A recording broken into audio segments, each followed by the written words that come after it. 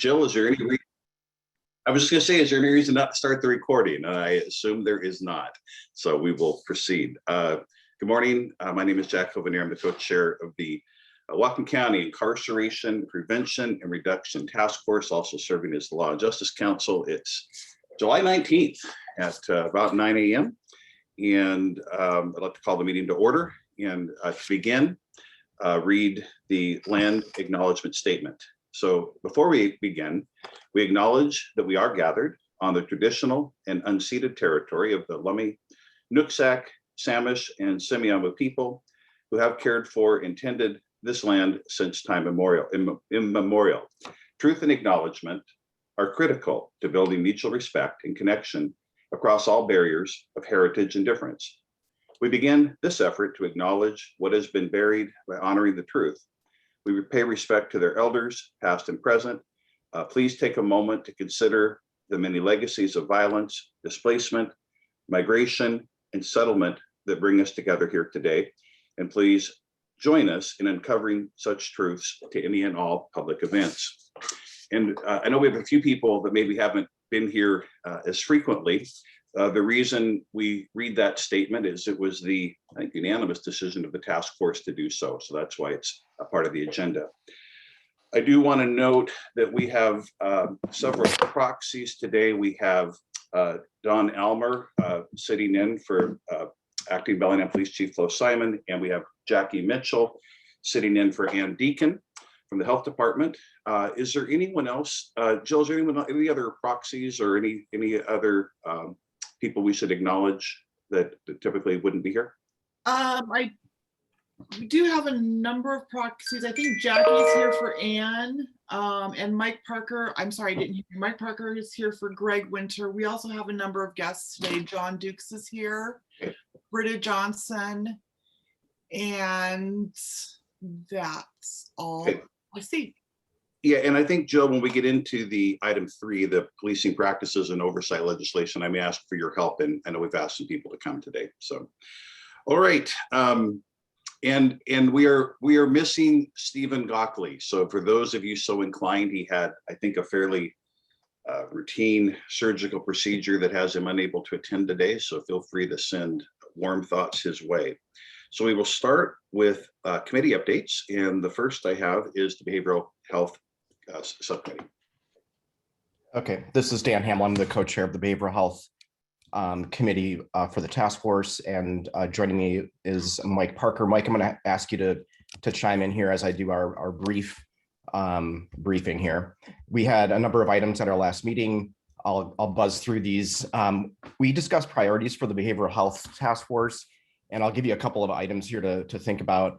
One was workforce needs, in particular in the behavioral health specialist category.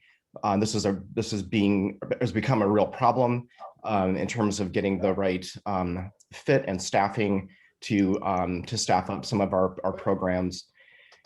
In particular, the ART, the alternate response team, we are in need of behavioral health specialists for that program.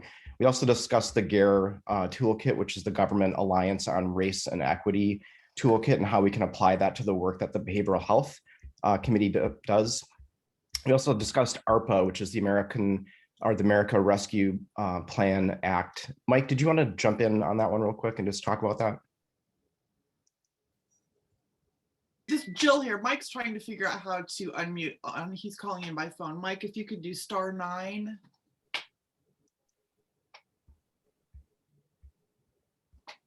While he's doing that, I'll just skip ahead to the next one. We also talked about new funding streams, and this is important.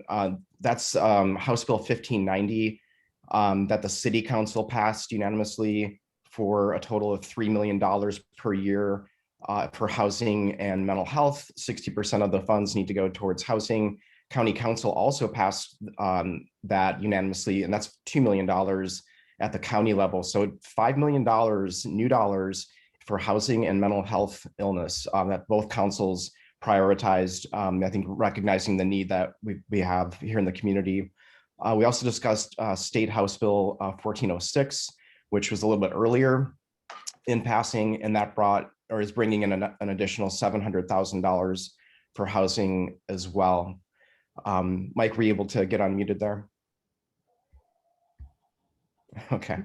All right. He was really leading the discussion on those ARPA dollars. Basically, we're meeting again tomorrow, and we're going to be talking about making recommendations as a body to the county council for what we see as what would be good fits or good ways to spend those dollars to be most effective.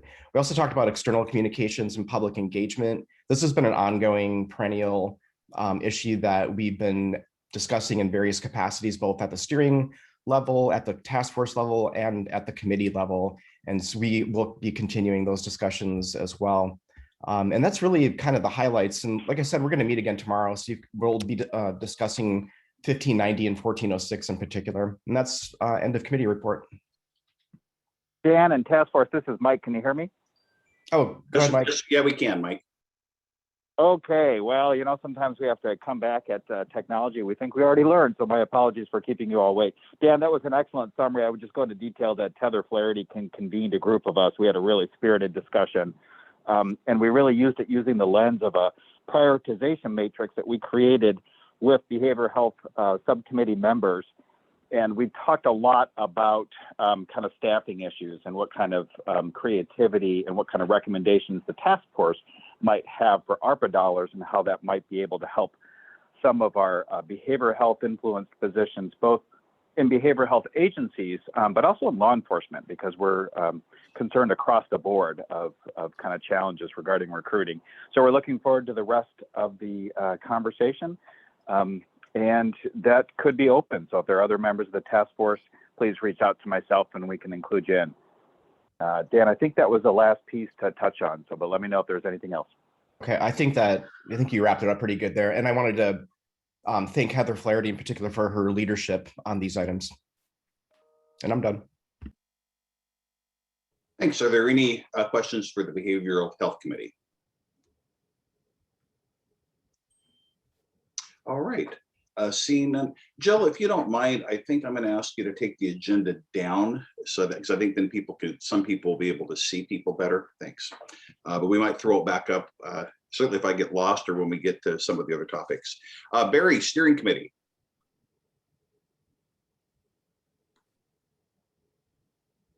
Yeah, thanks, Jack. Good morning, everybody. Barry Buchanan, Chair of the Council and Chair of the Steering Committee for the Task Force. We had quite a meeting on July 8th. We talked for a long time about what's going to be our item number 3, which is Washington State policing practices and oversight legislation. That was a mouthful. We talked at length about it, so I'm not going to go into it that much on this report because we are really going to do a deep dive into that in our next item. We talked about also for our September meeting, getting a Dr. Alexis Harris, who is going to talk to us about data and some of the dynamics used to pull data for racial equity purposes and using different tools from tools that they've had available in her shop. Guidance and instruction to help them make sure the data are using is accurate and consistent with all races and ethnicities, and if possible to ensure that we have all of our local folks here for that presentation in September on data. We talked a little bit about updating our strategic plan. We talked about how we want to identify short, medium, and long-term priorities. And later in the fall, we're going to be able to schedule some time for the committees to start looking at our strategic plan and getting some input from our committees. Dan talked about a little bit, an update on communication strategy. I won't go over what he already talked about, but I think the next step is Jill Nixon and I are going to meet with the administration, that is the county administration, to talk about what kind of funding resource we may have to be able to take that effort on. We talked about, also talked about the Government Alliance on Racial Equity. We discussed, there was a recent webinar that Mike, I know, went to, and I think Stephen Gockley went to as well, that described GARE in a little bit more detail. We are trying to put together a way to have, whether it be the whole steering committee meet with some of the GARE folks or certain ones that can make it, to try to get some more detailed information in how it could work for us. We agreed to keep our August meeting on the books because of everything that's going on, especially anything that results out of our discussion on item number 3. And I think that covers most of what we did. I would ask any of the other task force members to chime in if you have anything else to add, or if there's any questions.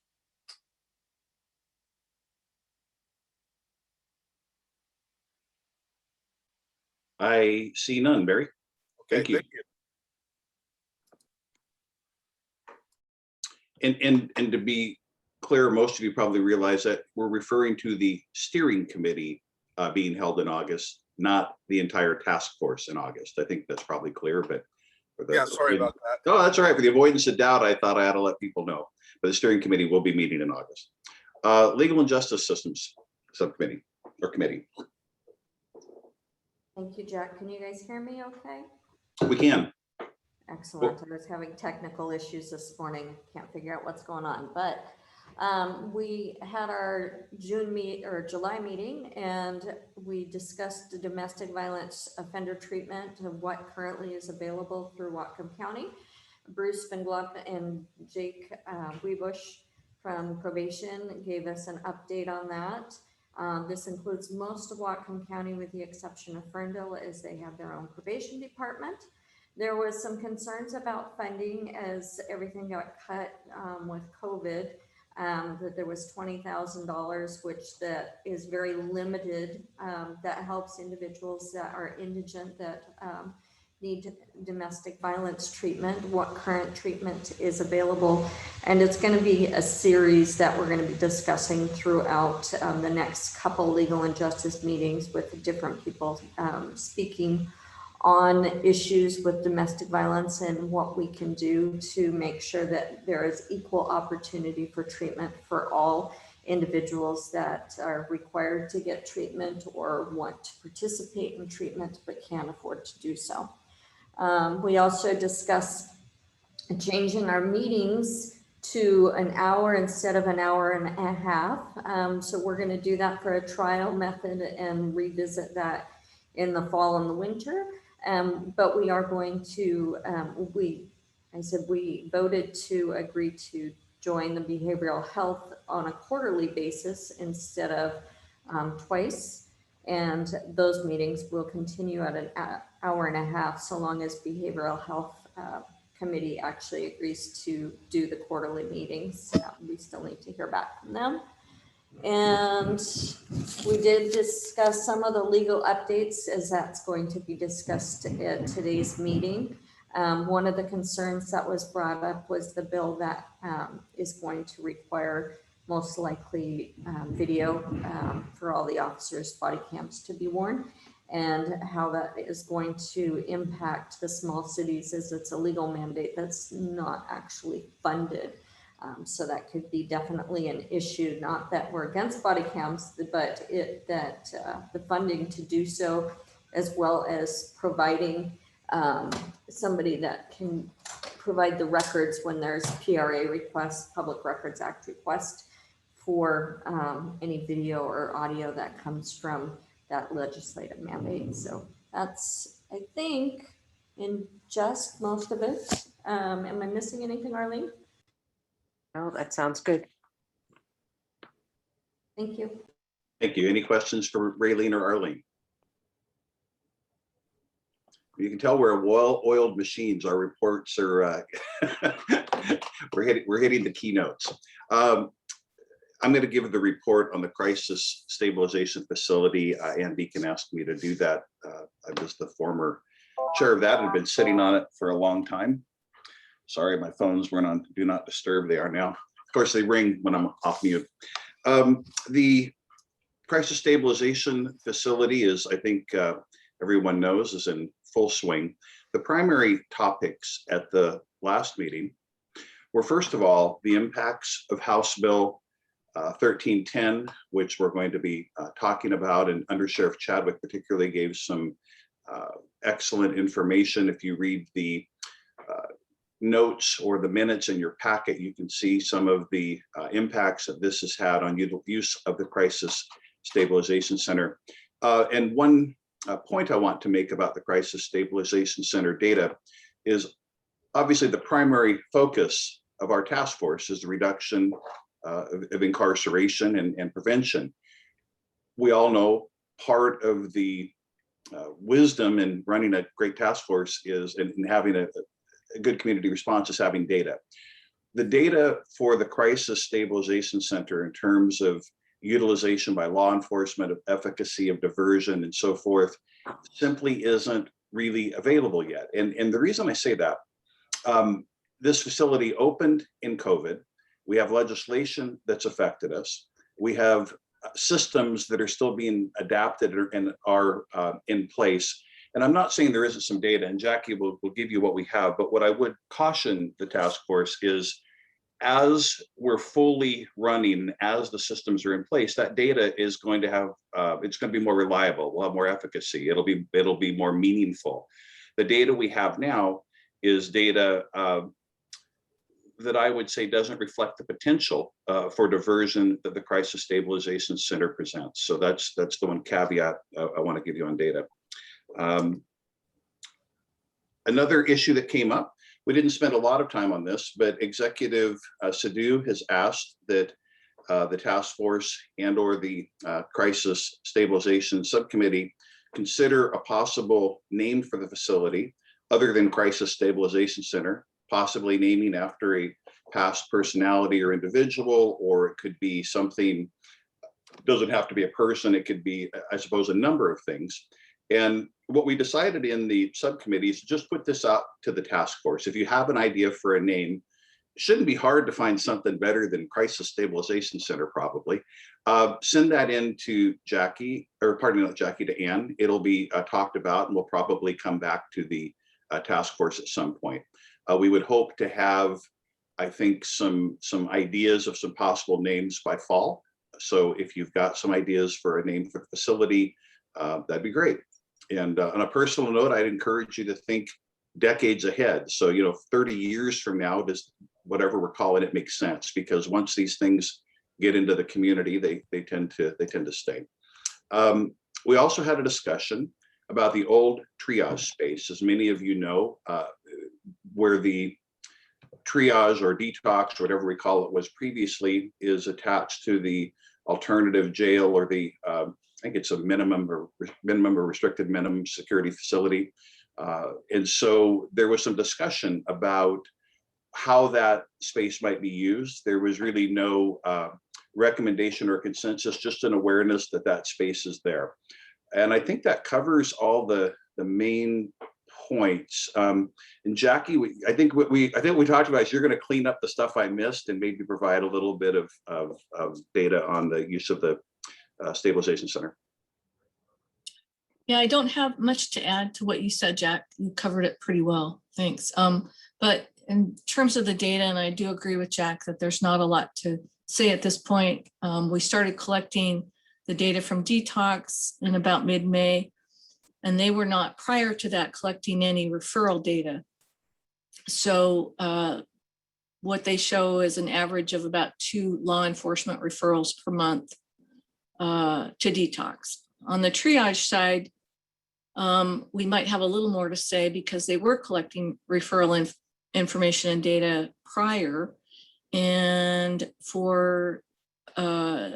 and then we received our first report from them in June. And so for the year prior, they averaged about 2 law enforcement referrals a month, so not much.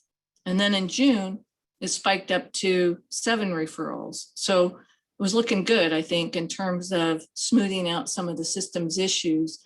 But I think where we will see the impact of 1310 will be in July. And in part because law enforcement will not want to be transporting people, as they mentioned. And then the other side of that coin is that the providers may be more reticent to take on folks with serious challenges, behavioral challenges, because well, they're going to be thinking about their staff, safety and protection of their staff. So those are my thoughts. Are there any questions for Jackie or I on the Crisis Stabilization Center? Okay, seeing none, we will move on. Jill, if you would throw the agenda up for a moment, and so we can look at item 3, the Washington State Policing Practices and Oversight Legislation. As Councilman Buchanan noted, this was a significant topic in the steering committee, and the decision was made to dedicate a reasonable amount of time here, as much time as it takes for the task force to understand the issue and possibly be asked to either make some recommendations or try to understand it at a minimum how it influences the work we do. One thing that was obvious to me in the steering committee is there were various levels of awareness of what this even meant. For myself, I didn't even know what they were talking about at first. And as the conversation went on, I started to understand why we were talking about this and why this is significant. So I thought a good place to start today before we open it up is to ask a couple of people to sort of frame the issue as they see it or describe the problem as it exists. And I apologize because I haven't asked any of these people in advance. So please absolutely feel free to pass if you don't want to try to frame it. But Councilman Hamill framed it for us. And Dan, if you could maybe take a few minutes first to do that. And then I thought I would invite, if he chooses to, Sheriff Elfo to try to share some of his perspective on what maybe this is. And then assuming he's on, Prosecutor Ritchie. And if there's someone else that thinks they want to frame it, raise their hand. I figure with those 3, we might have enough information combined with the information in your packet to begin a discussion. Does anybody have a different thought of how we might proceed? That was just the thought I had of trying to make sure everybody has some understanding of the issue.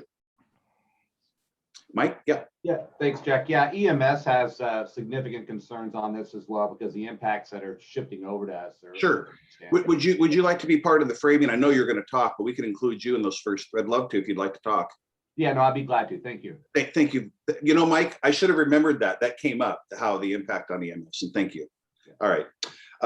So we'll, why don't we go in the order of Dan, Mike, Sheriff Elfo, and then Prosecutor Ritchie, if you'd like to say anything. Go ahead, Dan. Okay, and I'd like to ask our police department. I see that Deputy Chief Almer is on the call today. Deputy Chief Almer briefed City Council last council meeting, so I'd like to ask him to be included in this discussion as well, since it impacts our police department and our citizens here in Bellingham. House Bill 1310 is a use of force bill. Pardon me. I have particular concerns on how certain behavioral health calls will be responded to or not responded to. The bill says that in subsection B here, this is further into the bill, if a person is known to be a vulnerable adult or objectively appears to be a vulnerable adult as defined by an RCW, displays sign of mental, behavioral, or physical impairments or disabilities, or is experiencing perceptual or cognitive impairments, typically related to the use of alcohol, narcotics, and hallucinogens or other drugs. And it goes on to list some other particulars. So what I'm concerned about is if a person is having a crisis, an episode, and is perhaps in a business area or a commercial area, and a person calls in and asks for a response to come and help this person or deal with this person, that there really isn't there won't be a response after July 25th of this month. I've spoken to one of the co-sponsors, a representative who represents this area, and that person was under the understanding that this bill would go into effect July of next year. So it's really unclear to me why the legislature thought it would be a good idea to have it go into effect on the 25th of this month without providing AG guidance, Attorney General guidance on how to frame this thing. I know that our fire department calls have gone up 50% to that department. So they are the de facto kind of agency now and are not very well equipped to respond to a behavioral health call. They do excellent work in medical and obviously put out fires, but this is a totally different type of response. So we in the Behavioral Health Committee, we started talking about an alternate response team way back in March of last year, and then COVID happened right away. And so those discussions were placed on hold. However, later in the year and earlier this year, we had Denver and Portland and Albuquerque come via Zoom and present their programs for how they do their alternate response. So there would be, ideally in Bellingham, there would be 2 teams, one with a behavioral health, behavioral health specialist, and then an EMTB that would respond to these types of behavioral health calls where there's not a crime happening. Well, we don't have those teams up and running yet. We have the funds, we think, for those teams, but we're behind, in particular because of the workforce issue that I articulated earlier in my committee report. Behavioral health specialist category is a really hard job to fill. It doesn't pay very well. The work is very demanding. You're literally in crisis the whole day, every day. So if you could imagine going to work and that's your job is to respond to crisis. So it takes a special person to be able to do that. And it's really important that we have that, but we don't have a response. And so I'm really concerned. I'm concerned about the person who is in crisis. I'm concerned about people who are around them and don't know what to do, including employees of businesses. This is a real issue. And so I'm going to stop there and pass it off to Mike Hilly. Yeah, thanks, Councilmember Hamel. And actually, you framed it for EMS very well, I think, which is you have a very agile force that's being thrust in a new mission here. And I think for both the city and the county, the biggest concerns are that, number one, we have a huge caseload shift to EMS. EMS is the last safety net for most individuals seeking any type of medical care out there, and for many become the primary care provider in the EMS world. So these shift of calls are concerning in several areas. One is the 12-hour hold that can be placed on people expressing suicide ideations or having a mental health issue. And I do have to stress that most, if not all, of these mental health calls have a medical component to it. And that's another safety net I feel where people are falling through, is that if you're having a mental health breakdown for some reason, many times there's a medical reason for that. In the most recent case, I think a lot of us heard about down there in Colmar last week with a female. That female ended up having a core temp of 105 degrees. So there was a very good medical reason for that patient to be acting out, along with probably the drugs that may have been on board. And so those are the things we're worried about, especially in a city where those numbers have gone up a lot. We've tried to get a little bit of background on what those numbers are. And I will say these aren't incomplete numbers. They're soft numbers because police, law enforcement reports differently than EMS. But for the county, we're looking as many as 500 to 700 calls per year that would be shifted over to EMS, and probably just as much in the city area, if not more. And so, like I said, that's just kind of a brief glance at it. But for the county especially, the people that are responding on these calls are not full-time paid firefighter EMTs. Outside the Bellingham area, with the exception of Ferndale, well, actually even including Ferndale, these are part-time people, volunteers, etc. And the farther out in the community you get, less those resources are. So out in Kendall and Sumas and Everson, you have a fire chief spending 2.5 hours trying to figure out what to do with a person in their area that's having a mental health issue. And like I say, usually it's combined with these other things. And so I think that's really what we're worried about. The fire chiefs out in the county are extremely worried about this from all those issues that I just mentioned. They're getting with the state fire chiefs to see what that means at the state level for these groups. But we have a similar appetite in the county, which is how could we stand up a couple of co-responder teams to work these calls. We like the Health One model down in Seattle very well. They've proven some great effectiveness. They've been able to pick up these welfare check calls, the person sleeping in the street calls, and what we call the slumper calls, where you have somebody draped over the steering wheel, either sleeping, but many times that's a drug overdose or a cardiac arrest. So we can't undervalue that particular call as well in the medical emergency. So we think working with Ann Deacon's office and Tyler Schroeder's, that a team of 2 EMTs and a caseworker or social worker might help do a lot of these low acuity non-emergency calls, yet still have that safety net where people don't fall through. So that's what I've got, and thanks. Thanks, Mike. And I think most of you know that Mr. Hilly is the EMS manager for the county, correct? And Chief DeBruin used to sit here in this seat for Fire District 14 and often made the point you're making. We can fight fires. We're not so equipped with our volunteers to do the rest of it. So Yeah, thank you. And a part of that, yeah, Mike Hilly, EMS manager for the county. And as my wife coined the phrase the other night, last night, she said, all fires don't have flames. And so, this is what we're dealing with. All right, Sheriff, and then Chief Elfer, and then Prosecutor Ritchie.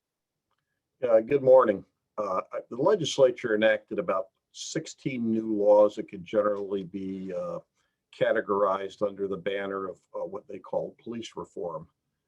I think the law enforcement leadership in our community supports efforts to enhance training, professionalism, accountability, transparency, and as well as to provide treatment alternatives to arrest.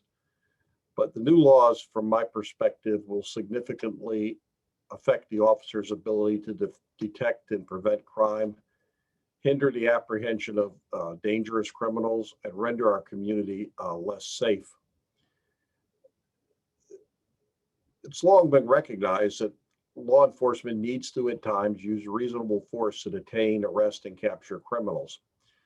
The new legislation now restricts officers from using any, and I emphasize the word any, degree of force unless probable cause exists to arrest, prevent an escape, or protect someone from imminent, meaning immediate harm. Not what may happen prospectively and what you may think may happen. It has to be imminent.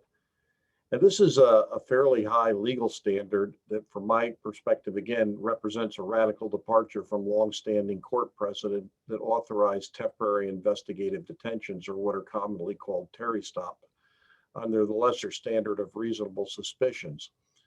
Law enforcement has heavily relied on Terry stops to interrupt crime and protect citizens.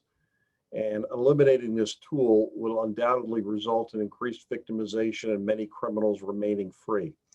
So when we hear the word stop and frisk, that is based on an officer having something less than probable cause, a standard that the Supreme Court has long recognized as reasonable suspicion. It allows the officer to make a temporary detention and investigate the circumstances. And if the officer has cause to believe the person may be armed, to conduct a brief pat down to disclose any weapons. Unless we have probable cause, we can't use any force. If we have reasonable suspicion to believe someone's committed a crime, they are free to walk away, and we cannot use force to detain them. And I think that's going to be that's going to be very critical. Our ability to engage in pursuits has been limited by the statute. All professional law enforcement agencies in the county have long had standards for evaluating whether to engage in a pursuit when the danger of letting the criminal go free outweighed the risk of the pursuit itself. And they were authorized only for fairly serious crimes. Now pursuits are limited to circumstances where the officers have, again, that word probable cause, a higher legal standard to arrest for serious violent offenses, which are defined rather narrowly from my perspective.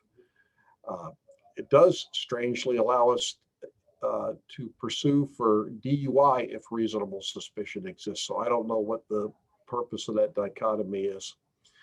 But again, officers very frequently encounter situations where they have reasonable suspicion to believe criminal activity may be afoot, but lack probable cause. They may have a description of someone that's abducted a child fleeing from the scene of a crime in a red car. Well, under the prior standard of reasonable suspicion, they would normally be able to stop that car and pursue it if necessary. Under the probable cause standard, that lacks, and we won't be able to engage in the pursuit any longer. This includes some troubling offenses. Domestic violence is not included. Assaults on an officer. If someone punches an officer in the nose and gets in the car and flees, we are not allowed to pursue any longer. So again, it's troubling. And what's even more troubling is the legislature has made these laws effective July 25th. and has required the agencies to develop policies to facilitate this new form of policing and to follow the guidelines of the state attorney general. But he has till July 1st of next year, 2022, to promulgate guidelines. So I don't understand what the legislature's reasoning was with that. I think Mr. Hamill and Mr. Hilly correctly summarized some of the issues we're going to have with behavioral health crisis that have the potential to escalate. You know, we've trained all our officers in de-escalation. We have a mental health deputy program that tried to get in early and tried to prevent people from escalating and try to get them help before they entered the criminal justice system. And we're going to continue to do that. It comes to, if we have to use force to take someone into custody, then we're going to have to leave. You know, we can't do it. And the legislature has directed the officers, if necessary, leave the area. So we plan on working with the fire districts, with the mental health providers to come up with protocols that may require that we stage in an area rather than respond directly to a call. So I remain concerned about the behavioral health specialists that'll be going out on these calls, and the firefighters who also don't have the ability to use force other than to protect themselves. I'm concerned about their protection. I'm concerned about how they're going to backfill this and hire people that are willing to put themselves in these dangerous situations without adequate protection. In response to the Blake decision, which the Supreme Court ruled all the drug possession laws in the state of Washington, including regardless of quantity, were unconstitutional because the word knowingly wasn't in the statute that had previously been ruled on by the Supreme Court in 1958. So they overturned decades of precedent, which is fine. And the legislature could have fixed this problem by simply inserting the word knowingly into the statute, and that would have cured the constitutional defect. Instead, they changed everything from a felony to a misdemeanor, and a low-level misdemeanor, and requires the officers not jail the people, but refer them to treatment, which I think we're all on board with. We want to emphasize treatment over arrest and criminal justice, but the availability of the treatment is going to be an issue. The prosecutor has a great lead program. We're working with his office to see how we can make that work and how we can intertwine. But again, there's not a lot of guidance on how this is supposed to be implemented. One of the some more of the issues we have are on going to change some of our long-standing tactics and restrictions on less lethal alternatives. They're going to increase officers' safety, their personal safety, and their exposure to civil and even perhaps criminal liability. The changes in the law and the resulting public conversations has clearly resulted in officers retiring early, good experienced officers leaving the department because they're concerned about their assets being put at risk. So, and it's really hurt our recruitment efforts. This is having real impacts on the ground. So law enforcement in our community has always strived for excellence in public safety. Achieving this and capturing criminals will now be more challenging for sure. But we will continue to do the best we possibly can under the new laws to protect the citizens of Whatcom County and beyond. Sheriff, before I go on to Deputy Chief Almer, I have a clarifying question. I want to make sure I heard this correctly. So am I correct in what you said? You're supposed to implement policies next Sunday, 6 days, July 25th, but the guidance for those policies isn't due until July 1st of 2022? That's absolutely correct. And so we will have policies in effect. We're giving guidance to our officers now, and we're conferring with the prosecuting attorney's office, who's put 2 people on this to give us all the help we need in deciphering the statutes and what is required. We're working with the Washington Association of Sheriffs and Police Chiefs on model policies that comport, so we have some type of statewide standard, and we'll have those policies. What's kind of frustrating with the legislature is, our professional associations had people go and testify as to what the impacts of this legislation was. So I don't think this is a result of oversight. I think this is a result of knowingly enacting these statutes are going to pretty much change how we're able to protect our communities. Thanks for answering that, Sheriff. I'll make the obvious observation that seems to have the cart before the horse at a minimum. Deputy Chief Elmer.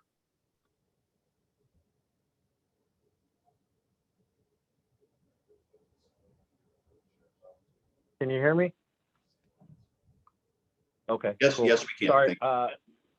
Great. I don't mind if my video's on, but I had my computer audio doesn't work, so I'm on a phone too. So if I'm shouting, my apologies. So I don't. The computer's goofy. So thanks for having me. I'm speaking on behalf of Chief Simon, the Bellingham Police Department. To give you a backstory, I've been working on the House bills and Senate bills now for a little over 2 months for our agency. I've done 10 presentations so far to various stakeholders and groups and our personnel. I have 6 more to do this week, and then we'll see how that goes from there. For those of you who have looked over, we have synopsises that we'll put on the website. I've spoken with a bunch of local law enforcement and legal advisors throughout the state, obviously with the city, in reference to Ms. King's earlier discussion about House Bill 1140 and 1223 about the electronic recordation and things like that, body-worn camera programs. BJA just put out a grant for small town, rural, and tribal agencies to give money. So you might want to look into that as well, because that's a thing. Body-worn camera programs, so everyone's aware, they're quite costly, not the camera version, but keeping all the data stored. So to put it in perspective, we've been paying about $38,000 a year with our contract. Our contract is now up, and the contract now is $175,000 a year. So it's not a tiny bit of money whatsoever. It's going to be a lot, and that includes staffing resources, because also in those various laws, they mandate law enforcement to have evidence and chain of custody stuff and supervisory oversight and sanctions and things like that. So it's going to be very staff intensive as well. So that's just a footnote about those two. Discussing mainly any of these bills and things like that, I encourage you to at least get an overview or a familiarity with State Bill 5051. That's oversight and accountability. The vast majority of our personnel, it's also known as the decertification bill. That's what everyone's worried about. We can adapt to new laws and change how we do business and all that kind of stuff. But I think that bill for the average officer or deputy, it is so overly broad in scope and approach to where when you get to section 10 of that, we can lose our peace officer certification for off-duty conduct that meets by a preponderance of evidence a vastly civilian review boards take on whether or not we're jeopardizing public trust or failing to meet professional standards. I mean, the language is so overly vague, but it's so broad in scope, I can't think of another profession that is held to those off-duty standards. And so if that's the case, and that's why officers are worried, coupled with this new legislation that I agree with the sheriff, really kind of takes away our ability to do certain things, I don't think you're going to see a lot of self-initiated activity on the part of personnel. So that's my intro on that. So maybe look into that House bill. With respect to the immediate impacts for our community, and we've been discussing it with our city council, and I just had a meeting last Thursday with behavioral health and other service providers. When you look at the Blake decision, Senate Bill 5476, a lot of people just think that has to do with drugs. Actually, Section 6 in that talks about any individual that is known to have a behavioral health issue and any crime they commit, law enforcement is authorized and encouraged to refer them elsewhere instead of legal system involvement. And they have strict diversion guidelines for those referrals. And we're still waiting for what those guidelines are. It doesn't exist. And then with like the sheriff talked about, the rest of the sections, they amended RCW laws having to do with drugs, and a new section in RCW 1031 is going to require at least 2 referrals to assessment in lieu of legal system involvement. And we're still waiting to see what that referral is as well. So come Sunday, if an officer contacts somebody for what would be the criminal possession of drugs, we're required by law to refer them at least twice prior to booking them or referring for criminal charges, but we don't know who to refer them to yet. So it's very frustrating for our personnel. But like I said, Section 6, read that because it has to do with behavioral health things. So it, again, hamstrings us. And then 1054 and 1031 are the big ones that most people discuss. Tactics and equipment is 1054, and then 1310 is use of force. It is quite clear to most everyone around the state that in 1310, it gives 4 times where officers can use force now. As the sheriff mentioned, it very explicitly says probable cause. To right now, I think Terry v. Ohio was in 67 or 68. That's a case that has to do with Terry stops or reasonable suspicion for detention. That's what we've been operating under all this time. As of Sunday, that no longer occurs. And those 4 things are criminal conduct plus probable cause to make an arrest, effect an arrest, prevent an escape. And in Washington State, there's only 4 of those laws. And the last one is protect against an imminent threat of bodily injury to anyone, including a person wanting to harm themselves. Talking with the behavioral health and the service provider groups on Thursday with our own behavioral health folks, and talking with fire EMS who are in the room with a behavioral health type situation, we are saying imminent is likely to occur within an hour. So if I have suicidal ideations and things and might hurt myself 4 or 5 days from now, we are not saying that rises to the threshold to where officers can go and use physical force on that person. So again, as Councilman Hamill brings up, we have obviously community concerns because we've been effectively removed from part of that equation to help our partners in providing these services to the community. And in House Bill 1310, use of force, please pay attention. They institute the duty of reasonable care. And that, I think, like the sheriff mentioned and like Councilman Hamill mentioned, when you read that reasonable care section, there's a lot of shall in there. And for law enforcement, that means we don't have a say in it. We are required to do so. So in determining whether or not we're going to use force or just prior to using force, we have to, by this new law, exhaust available and appropriate de-escalation tactics, which we have no problem with. We train up in de-escalation. We have a lot of tools. We have a lot of tactics. We have a lot of trained personnel. But the concerning part is one of their examples, one of their such as, is if there's no threat of imminent harm and no crime, we are required to leave the area.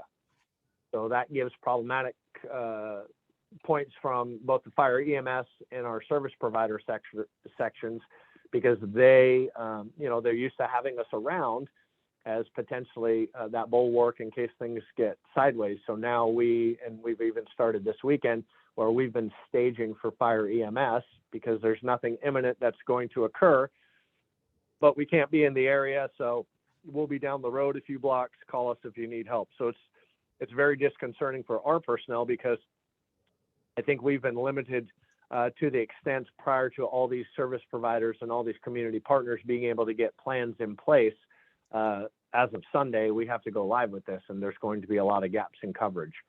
So that's our concern, both from helping the community in the Bellingham area, but also helping all our partners And that doesn't even broach upon the subject that I don't know if all law enforcement in Whatcom County is going to handle everything the same way. We want to be on the same sheet of music, but obviously we have different constraints and different thoughts on that. So it is very challenging. And like somebody did just mention, it is very cart before the horse. So if you need more information, let me know. I can provide any materials that we've developed coming, so you know kind of the Bellingham PD response and where we're going, and just wanted to be part of the discussion. So thank you.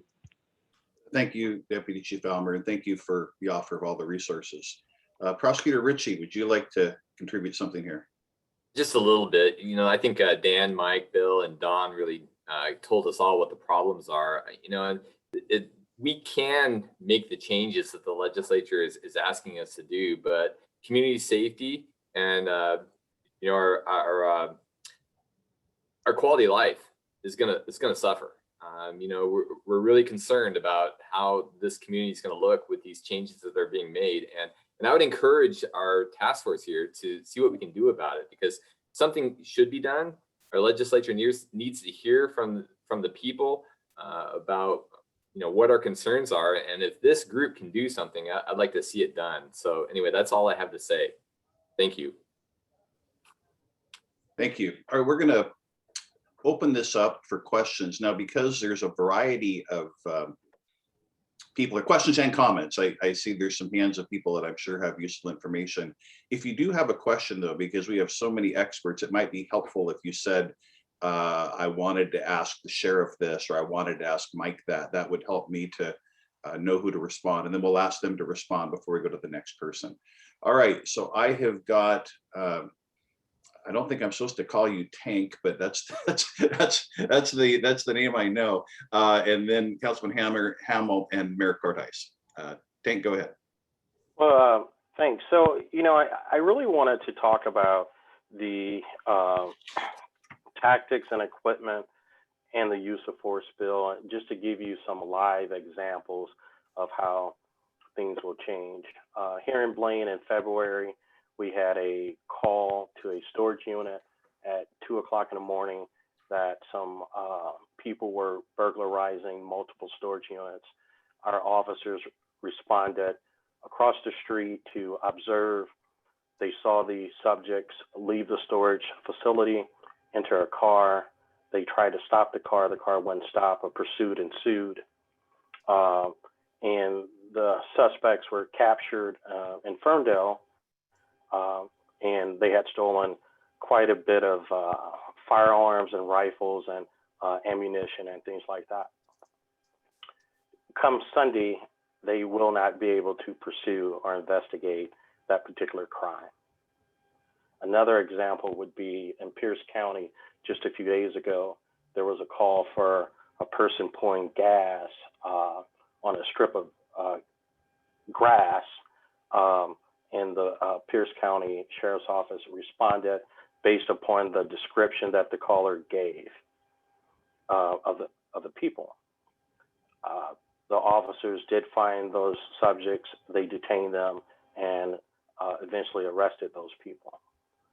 Come Sunday, they will not be able to effect that arrest unless the witness is able to say, I saw that person pour the gas, you know, on the grass and light it on fire.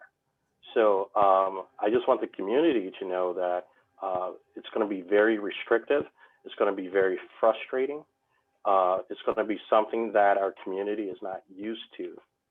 Also, with regard to what Deputy Chief Almer talked about as far as House Bill 1223, electronic recordation, essentially, once an officer makes a custodial arrest, if there's any interrogation or omission of the crime afterwards, we are required to audio and videotape that, whether it's on the scene, inside a police station, inside a hospital, and things of that nature.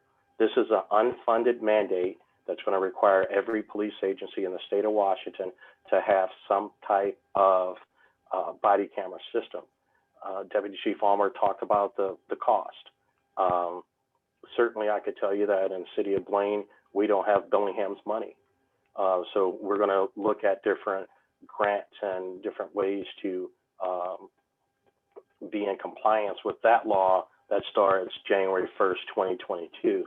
So essentially we have 6 months to come up with quotes, money, and ways to tackle this. So thank you. Thank you so much. And I've got Mayor Cortez. Arlene, is your hand up too? Yeah. Okay, all right. So we'll have after Mayor Cortez, you're next. Yeah, I guess I'm very concerned after hearing from fire and law enforcement concerning what's coming.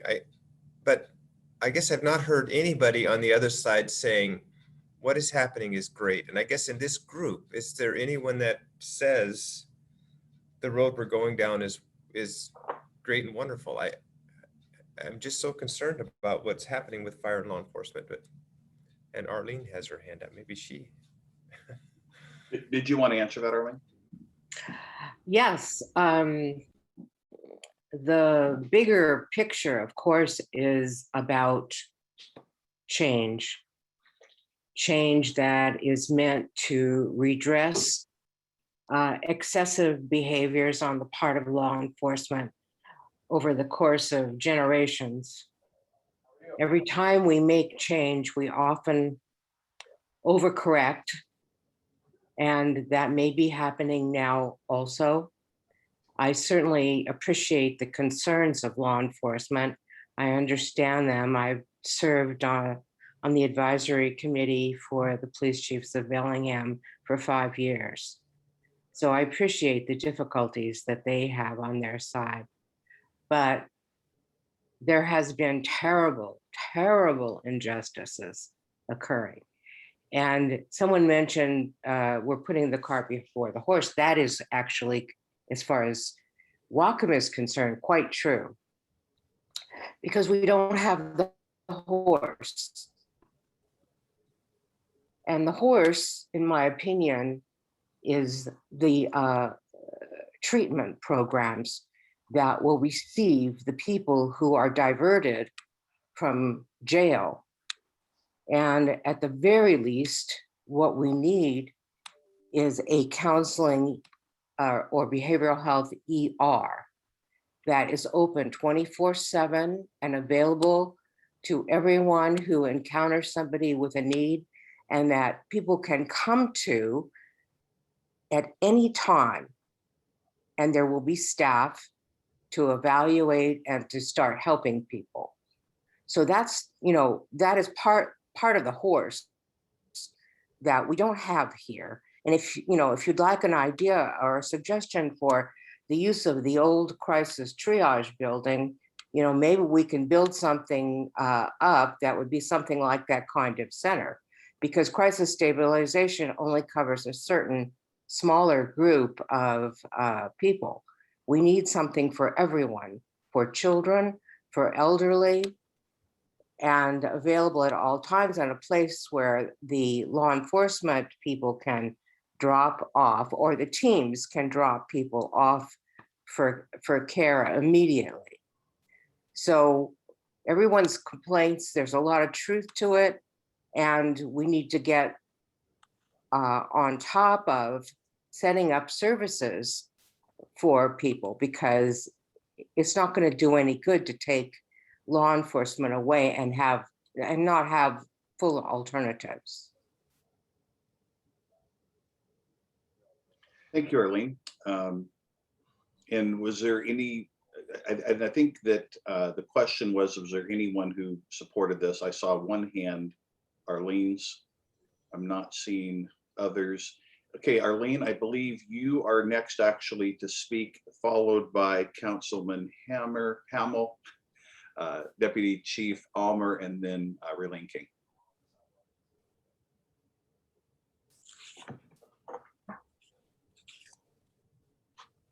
Am I next? Yes, you are. Yeah. Oh, sorry. Yeah.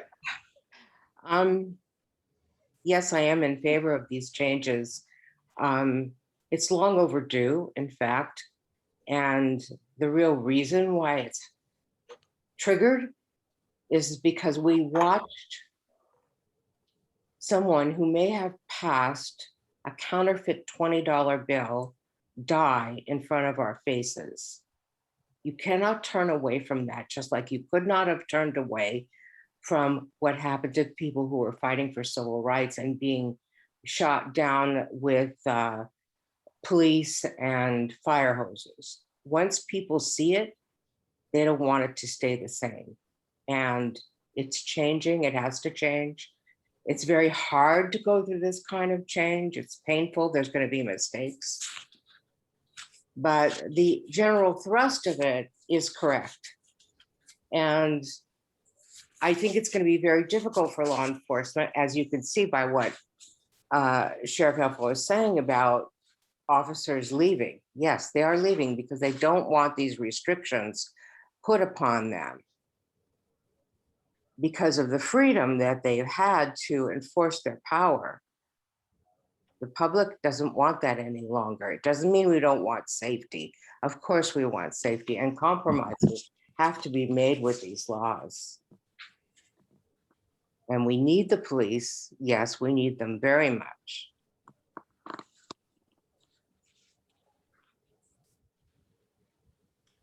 Were you finished, Darlene? Okay, thank you. We have Councilman Hamel, Deputy Chief Elmer, Raylene, and Mubar. I think Sheriff Alpha was trying to respond to previous comments. So I missed that. Did you want to respond, Sheriff? Yeah, I just want to say that, you know, we can't lose sight of the victims on here. You know, we've had 3 murders or attempted murders here in recent days in Whatcom County, all very brutal. And our ability to apprehend these dangerous people are going to be prohibited. And frankly, I think we have very professional law enforcement here in Whatcom County that doesn't reflect what happens 2 time zones and half the country away in Minnesota. And it doesn't reflect Alabama in the 1960s either. And I don't think officers are leaving the agencies because they're concerned that they can't abuse their power. They're leaving the agency because they don't feel supported as they go about to try to conduct themselves in a very professional manner and keep the community safe. So I just couldn't let that go without adding a comment. Thank you. Thank you. Thank you, Dan, for pointing that out. Sorry, I missed your hand there, Sheriff. Yeah. Okay. Thanks. One thing I want to make sure that we take note of here is that I don't want to cannibalize existing programs to staff up a response. And I'm speaking specifically to the ART, the alternate response team. I don't want to pull behavioral health workers out of GRACE or LEAD or any of the other, or like Whatcom Treatment or MCOT or the other existing programs. What I think what'll happen then is those programs will be way less effective. So I just want to make sure that we're not doing that. A couple of other things. One is for the ART alternate response team, acquisition for the specialized rigs can take quite some time before we even have those physical objects that the staff can drive around and respond to calls with.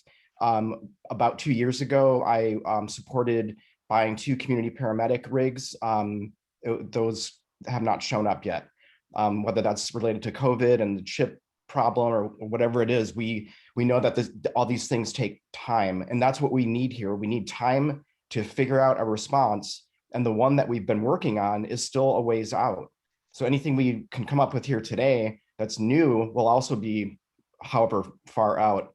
I want folks to know that 5 out of our 6 fire stations have breached the 2,500 call per year threshold. That means that they are taxed and they're out on calls all the time. One of them is pushing for over 4,000 calls per year. So this is a significant problem, and we can't turn to fire and expect fire to be the response. Now, we've done a significant amount of investment. This is kind of a separate piece, but we've done a significant amount of investment in programs like GRACE, like LEAD, community paramedicine to some degree on the non-criminogenic side. And I think we've done really well. What I'm concerned about is when I hear from a provider that because ITAs are in question, Involuntary Treatment Act holds, and the person then escalates to commit a crime because that intervention piece wasn't there, then suddenly the work that we're doing, incarceration prevention and reduction, is affected. And so I just want to make sure that we're going into this, eyes wide open. if we're throwing out analogies, I think the other one that I would use is that we kept hearing about dials and switches during the pandemic. This is a switch. This is not a dial. We needed the dial to staff up the ART to provide other responses, maybe augment, lead, and grace. So I'm really concerned, and I'm not quite sure how to unspool this one. 1310 is the one I'm most concerned about as a behavioral health person. So I'll end there. Thank you, Dawn, and then Raylene.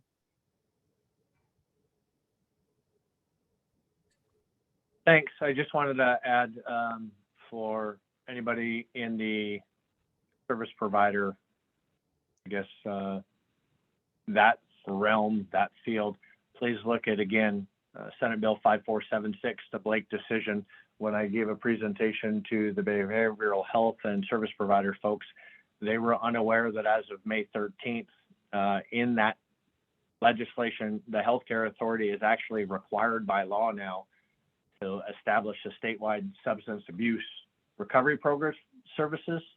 But it also, that law requires each behavioral health administrative services organization to establish a recovery navigator program. And when you read that Senate bill, that's a pretty big, hey, you're required. They have to provide community-based outreach, intake, assessment, connection to services, case management, and recovery services.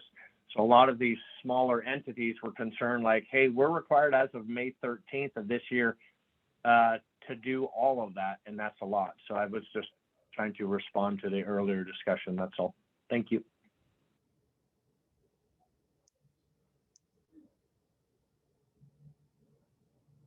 You're muted, Jack. Sorry, yeah, it's I know I got fined like a profanity jar.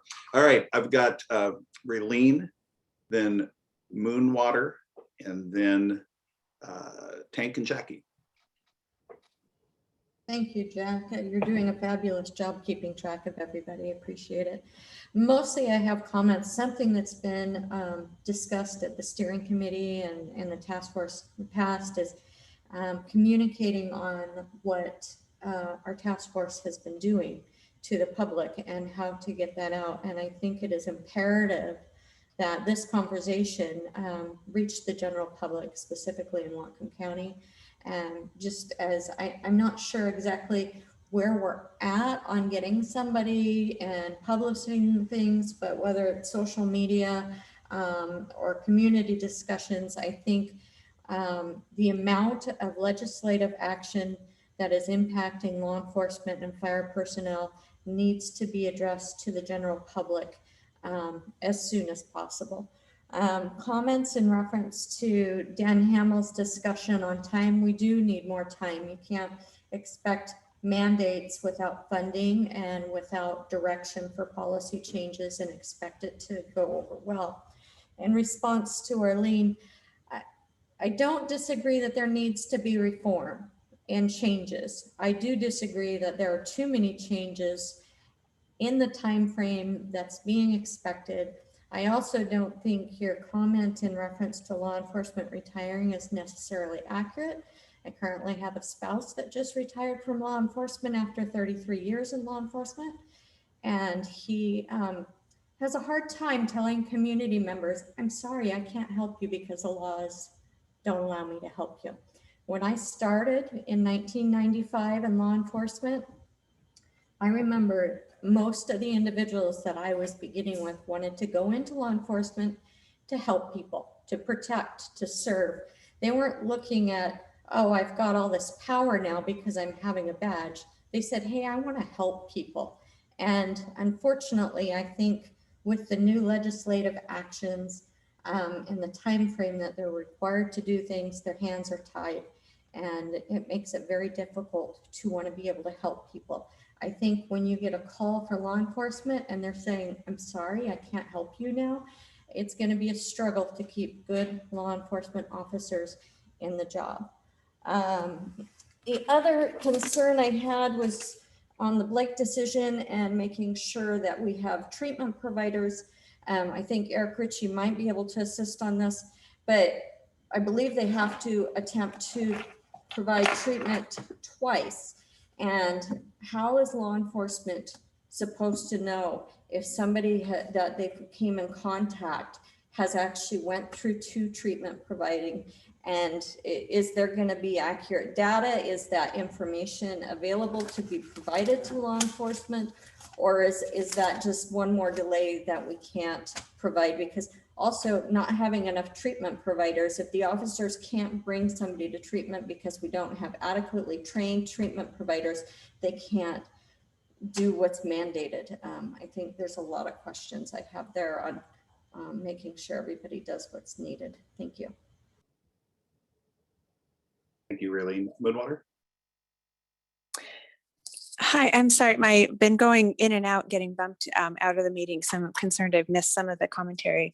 So this is a partially formed thought as I'm still absorbing the impact that everybody is speaking to. And I just want to acknowledge that just in my particular role, I'm not in a position to be able to weigh in for or against particular legislation.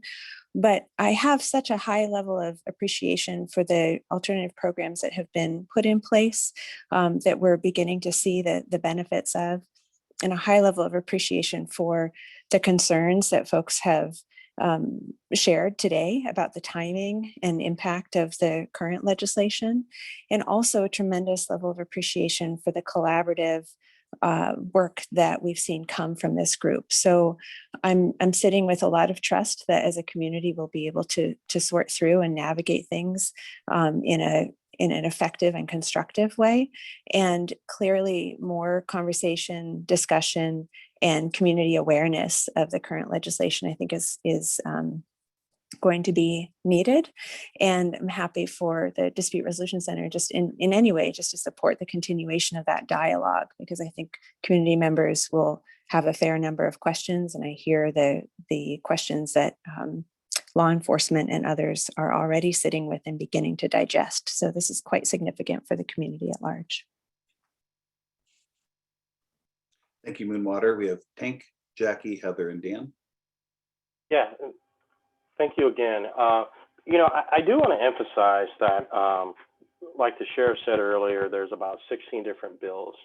And if you notice during this hour and 15 minutes, we really hadn't talked much about the compliance audits or the Oversight and Accountability Office of Independent Investigation. And I think personally, the reason is because as law enforcement officers, we want that. You know, we want people to do the right thing at any time. And, you know, we want people to make sure that we're doing the right thing. So I would say that during this conversation, I think what perhaps may be lost is, at least from my perspective, in terms of the law enforcement officers being able to detain folks based upon reasonable suspicion, what we're concerned about is the victimization of folks and the continued crime and how that's going to look at crime trends. So just from a personal note, in terms of oversight, accountability, officers doing the right things, being held accountable, we're all for that. So thank you. Thank you, Jackie and Heather. Yeah, I was just going to respond to Deputy Chief Almer's thoughts about the recovery services so there's, I forget how much funding is coming to the Administrative Services Organization, but that's a statewide, sort of a statewide funding that will trickle down and amount to a certain amount to the what we used to know as the North Sound Mental Health Administration, and is now the Administrative Services Organization that funds those crisis services. And they would be the purveyors of this recovery specialist. And right now, and I know they're still developing plans, but it's not going to in any way make up for the lack of law enforcement response, not in any way. From what I can tell, it could amount to maybe 1 or 2 FTE and for Whatcom County. And either they would have those folks put onto a new team developed by the ASO, or they would bring those FTE into existing teams out in the community, but there's still this very little workforce. I think we've had a little bit more success in hiring for SUD, but not a lot. So over mental health. So just saying there's definitely not a panacea there. Thank you, Jackie. We have Heather and then Dan. Oh, and Prosecutor Ritchie's your hand up?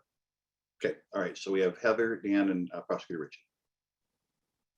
Hi, everybody. Heather Flaherty, citizen representative. I feel really heavy listening to this conversation, and I can't help but think about the jail listening tour that Councilmember Buchanan led a few years ago after the failed jail vote locally, and what we heard from nearly 1,000 of our community members about what they value in our criminal justice system and what they want. And so I want to say, Mayor Cortice, I really appreciate the question to get different perspectives on all these changes.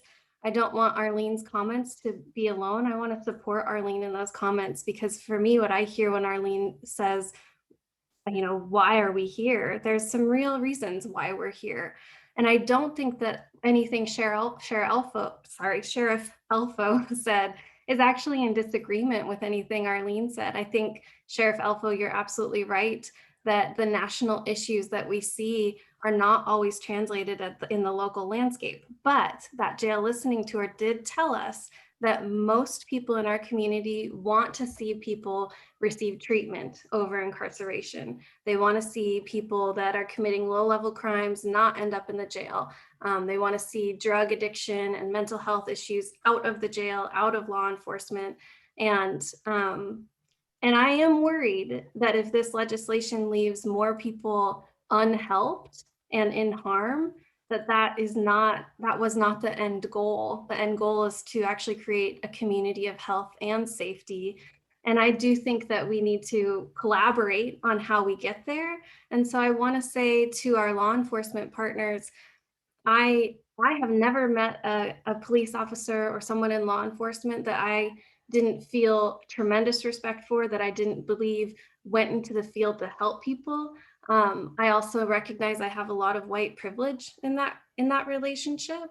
And so I guess I'm hopeful that this task force discussion leads to collaboration, because we can't create siloed solutions. And perhaps that's what we have seen with some of this legislation, is that there's been a siloed solution that's losing half of the equation, that there's actual safety issues that matter here too. So I'm here to be supportive as a citizen. I want to be supportive in those solutions and not lose the why are we doing this and the how we get there. Thank you. Dan, and then Prosecutor Ritchie and Deputy Chief Elmer. I think it was Raylene who said, you know, we need to communicate this out to the public. I think absolutely correct. People are not going to understand what 1310 means or 5467 or whatever, that House bill that tries to address Blake decision. I think that people need to understand that there's the responses are going to be different now. And so we need to communicate that out to the public. I don't know exactly how we do that. But this can't lay at the feet of law enforcement. The blame cannot be laid at the feet of law enforcement or city council, who have nothing to do with enacting these laws, or the mayor, who is not a legislator, he's an administrator. I want to just briefly provide this group with a data point, just so in the process of developing the ART, several of us on this call were in a different group that was doing more of the call analysis to figure out where can we safely send a behavioral health specialist and EMT to what types of calls so they're not endangered. Well, it came back that 4% of all of our calls begin and end as behavioral health. And so early on, or in the process, we decided, well, perhaps for the pilot project, we could send a law enforcement officer out with the team for the first 6 months to see if we could expand that call percentage to maybe like 11%. Cahoots down in Eugene, Oregon claims 18% of their calls are responded to by the White Bird Clinic down there for their program, but Eugene Police Department says it's more like 5 to 8%. point being is that it is now unclear to me how we would try to expand the types of calls that are this unarmed response would go to, because now the officer is not going to be involved. So that idea just went out the window. And now we're if we're able to get this program up and running, it's going to be 4% of the calls that begin and end as behavioral health, and that's just in Bellingham. There's not a solution provided for the county, for unincorporated county, or for small cities. Sheriff's office was clear that they didn't have an appetite. I think there was support for the program in general and concept, but what happens if you send someone to Kendall, the unarmed response to Kendall or unincorporated Whatcom County, and it turns into a dangerous situation? Suddenly you have people endangered because of the response time. So I totally get that. I understand that. My point is that we don't have a uniform response to these laws. And the one solution that we came up with in I think we were just fortunate that we had this ART already in the planning, already in the works, but it's not going to work for all of our county. So what I'm hoping that we can get to is trying to figure out what we're going to do next now.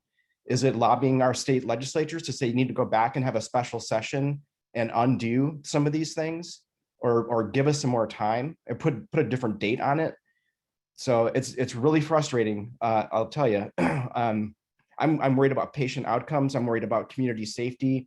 People are coming out now.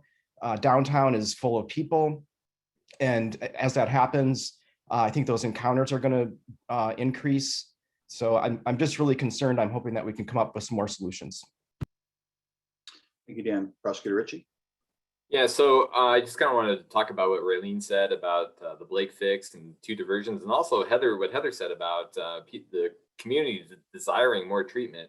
And I'll just start with saying that systems can be put in place so that law enforcement will know whether diversions have happened. I think that Bruce will tell you that that district court can handle the diversions, but I think the bigger issue is that with this change, we're going to have fewer people in treatment. Fewer people are going to get treatment regardless of what the law says about diversions. And that's because, people don't get treatment unless there's some coercion, and there is going to be zero coercion with the law to get people into treatment. And also we also got to be honest with ourselves. Law enforcement is not going to be investigating drug cases in the same way that they used to. It's not because they're not getting a big, kick out of it because they're not going to jail. It's because they know that little will happen on the backside. And I'm not talking about incarceration. I'm talking about treatment. They're not going to be, they're going to understand that what they do is not effective. And they're, because of that, very little is going to happen. I don't know. I think that the laws that have been passed are not going to result in what the legislature intended, at least for community safety and treatment. And for that, I'm disappointed. And that's why I'd like to see if we can do something about it. Thank you. We have Don, Britta, then Mike. Thanks, folks. Appreciate it. Going off of Ms. Flaherty's comments earlier, we totally agree in the sense that I don't think anybody, certainly at our agency, and I know a ton of people involved in law enforcement in Whatcom County, we do listen to the community and we share those thoughts. I want somebody who's experiencing behavioral health crisis to have access to and treatment options with qualified professionals in that. And that certainly goes for, any kind of other substance abuse disorders, all that kind of stuff. I think the concern that we have is prior to those systems being put in place, like somebody else mentioned, the switch goes on Sunday. And so that's difficult for us as an agency and our officers to know that those people who have vulnerabilities, there is no current method for us to get them to those services that they might need, right? That we're removed from that equation. And it's not because we're frustrated we can't arrest people. On the contrary, I think law enforcement in Whatcom County has a good track record of seeking diversion and wanting to, for lack of a better term, go after serious criminal investigations, because that's our role. And then speaking to Councilman Hamill's statistic, I mean, just if they're saying, hey, let's agree upon this number of 4% of calls start and end as behavioral health things, apples to oranges, but if that translates to our annual calls for service, and we just say, hey, those are going to be with this alternative response team and stuff, that's 33 calls a day, every day for the year. I mean, it is a vast undertaking, and I think certainly from our agency's perspective, again, accountability, transparency, laws, we adapt. That's what we do. We just wish maybe the systems were in place before the laws kicked off. That's all. So appreciate everyone's time. Thank you. Before I call on Britta, then Mike, I think after that, just for the sake of time and the meeting, I want to, I've got something to say. Then Barry, I want to call on you because we kind of need to talk about next steps a little bit. I mean, I think we're starting to get a sense of the scope of the problem, but as a task force, it's great to be aware of that. But then the obvious thing to discuss is what are our next steps and what are we going to try to do about it. And so, Barry, I'm going to call on you a little. I'll say something and I'll call on you. We can see where we go with next steps. Britta?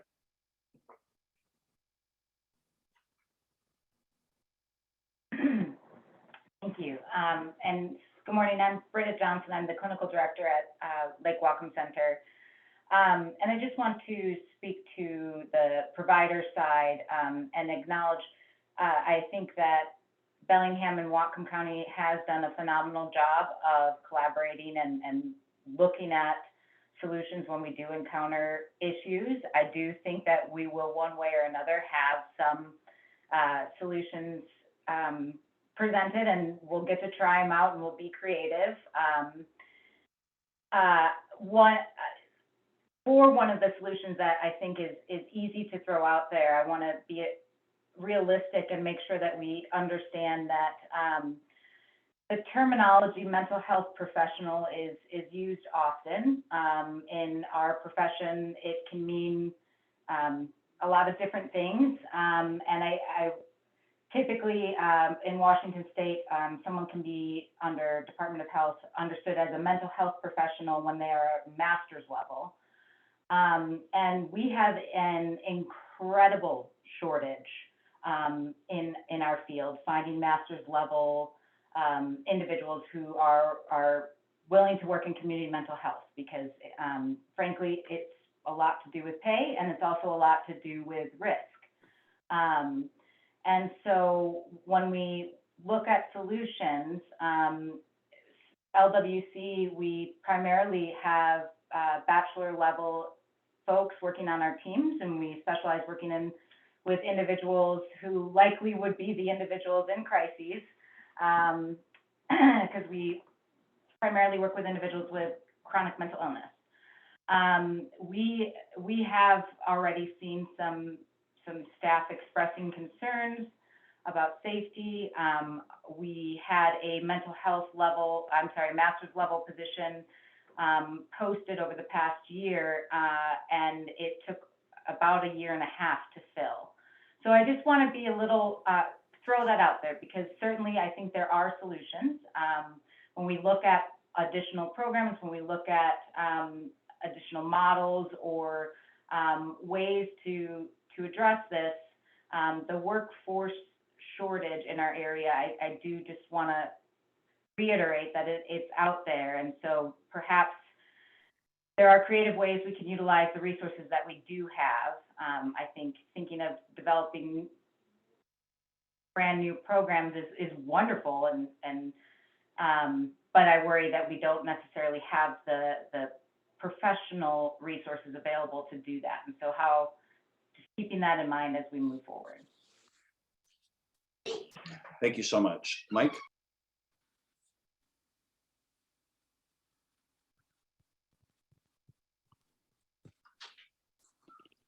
Still muted, Mike. Jack, is that better? Yeah, we can hear you now. Thank you. Okay, sorry about that. I'm toggling between screen and phone. Very briefly, agree with comments of both our behavioral health folks on the phone and also law enforcement. And I think proof in the pudding that this group of people in Whatcom County believe in reform is this task force. And we have made great strides together, social workers and law enforcement, people interested in behavioral health and people interested in safety, but we need more time. And as I listen to all of this, and I am not judge and jury, I really hear what Dan Hamill said, that I think, and I'm hearing from law enforcement, we want some of these changes. We don't want them so rushed that people are going to get hurt. And the community needs to be advised, but the community is one making calls. It's going to take time for us to educate ourselves about different resources. We still go to 911 when we want help. That's not going to change in time for us to make these changes. And I would just echo Britta's comments, because the number one issue of our behavioral health subcommittee, which is a complex makeup of a lot of people, we asked all of our members, what is the most important thing? And it's staffing, guys. So, just to what Dan says, and Jack, I think you're going to take us there, but if we are moving towards a recommendation, I think we need a stay. I think we need time to ramp up alternative response. We need time to work with law enforcement in a collaborative way to make sure that people do not experience great harm, that people have pathways to treatment. We know we don't want them treated in the jail, but we can't just turn it off like a switch. So just my 2 cents is, if we can move towards today, maybe a recommendation that maybe we ask for a stay and some time for these things to be implemented collaboratively with law enforcement over time. I know I would feel a lot better and my family would feel a lot better if we could do both. Thanks so much, Mike. And let me call on the other Mike before I call on Barry and I. Yeah, thanks. But just quick, short, I wanted to add on to Councilmember Hamill's data for that same number that's going on in Bellingham at the 5.5%. The county has 6.2% behavioral health calls in that given time period of 2019 to 2020. And interestingly, once again, these are soft numbers because of the way the reporting's done. But for example, the welfare checks shift over to almost 300 a month on the county side, a little bit less on the city side, but equally per month at about that 400 to 500 mental health calls per month are what both the county and Bellingham are doing separately.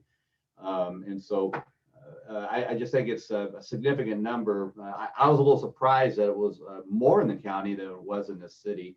I'm not sure what that's about, but there's just as big a need out in the county for all this. All right, I have Prosecutor Ritchie, go ahead.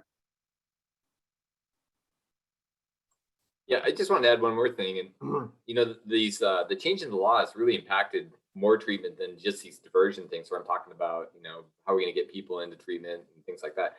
Drug court. Yeah, locally, our numbers are way down. And across the state, drug courts are getting they're getting killed. And that's because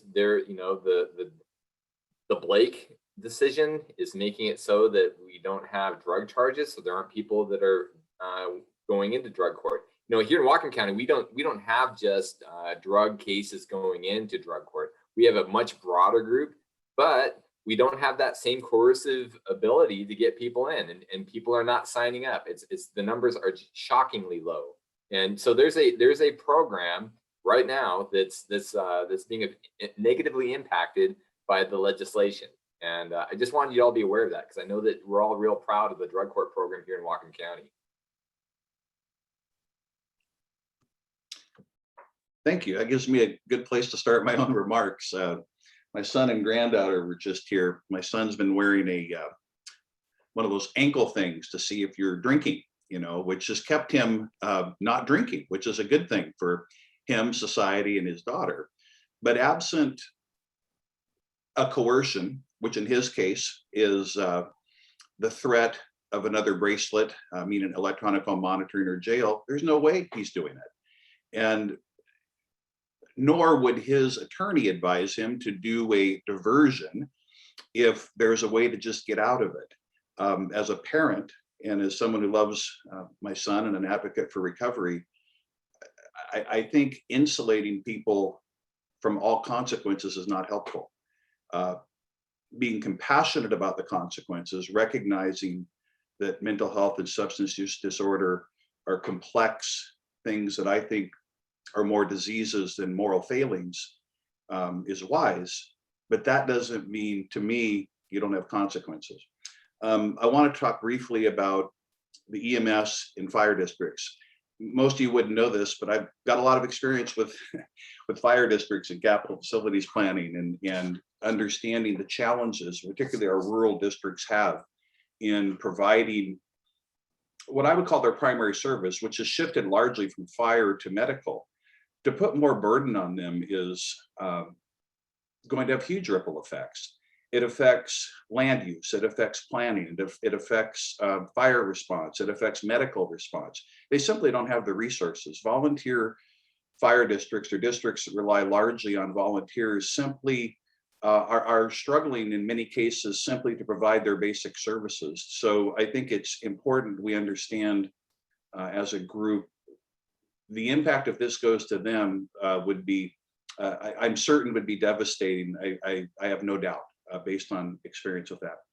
I like the comment that the law probably won't bring about what's intended. While we might disagree as a group about maybe perhaps some of our local paradigms in criminal justice and police, I think we can agree we're certainly better than many places in the country. That would be my opinion. We probably can agree this law won't bring about what's intended, which is probably a justice system that has more equity, that is fair, more compassionate, and that hopefully helps people not stay in the system.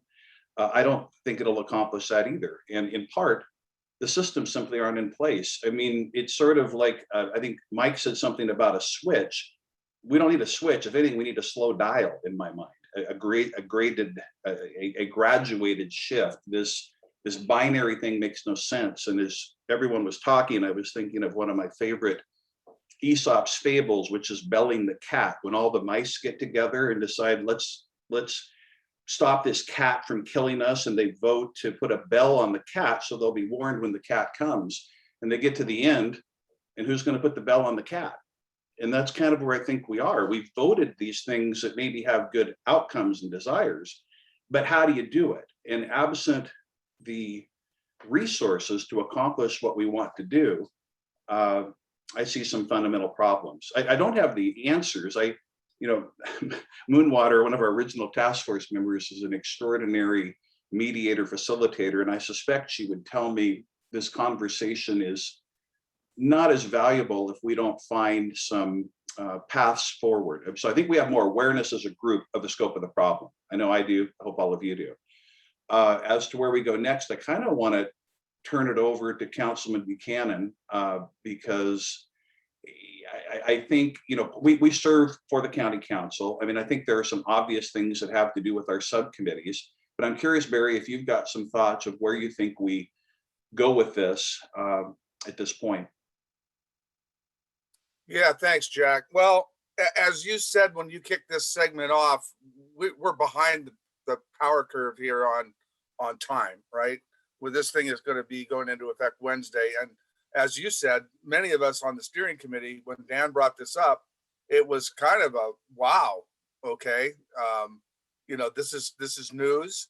But I think what we really need to do, somebody touched on communication out to the public. I think that's super important right now, that we get something out to the public. And I would ask, Dan, have you guys done any kind of briefing for your council yet on this?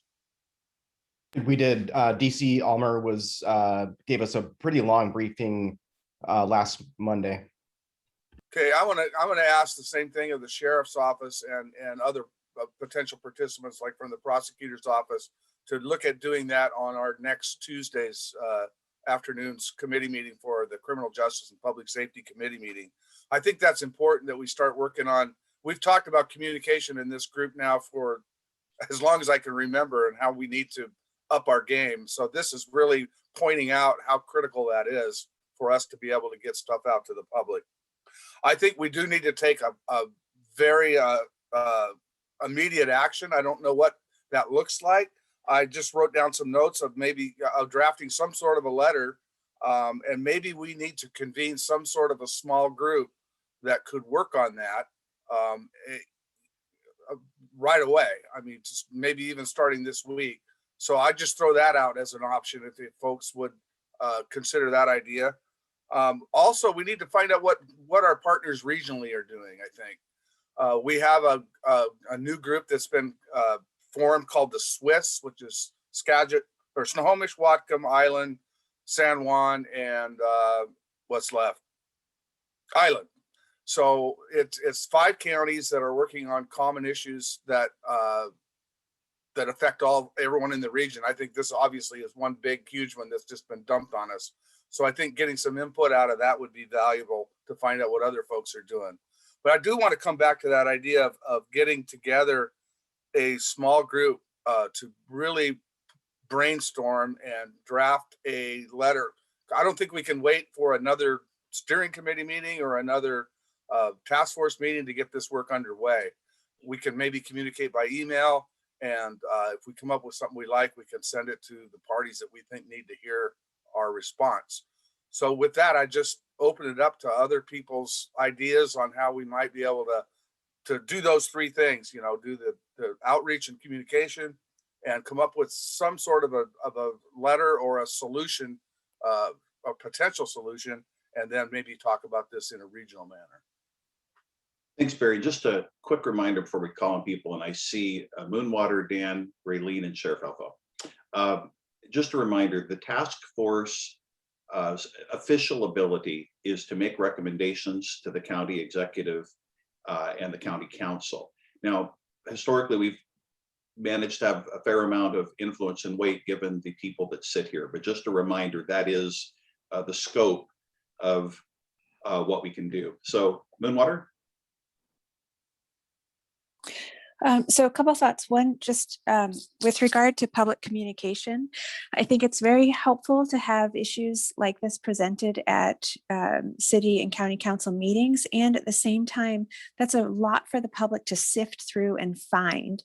And so I would encourage, as I believe some law enforcement entities have started to do, but to think about sound bites on social media and other mechanisms for educating the community beyond the city and county council meetings. And that, you know, I would imagine that messaging is fairly delicate as these changes are rapidly approaching. And I think there's a balancing act between not sort of eliciting fear in the community around these changes, but helping people understand the coordinated effort and response and conversation that's happening right now for community agencies and law enforcement and city and county council combined to sort through this, and helping the community understand that collaborative conversations are underway to offer some reassurance around our capability to problem solve effectively together. And then something just to food for thought is that this has been a really helpful illustrative conversation. It might be useful to have some type of community forum where some information could be shared and there could be Q&A from the public who obviously has an interest in what's happening. So I'll just leave those thoughts here and happy to follow up with folks as welcomed. Thank you. Dan, then Raylene, and then Sheriff Alpha. I do agree on the communication piece out to the public. Law enforcement assisted diversion team did a communications forum.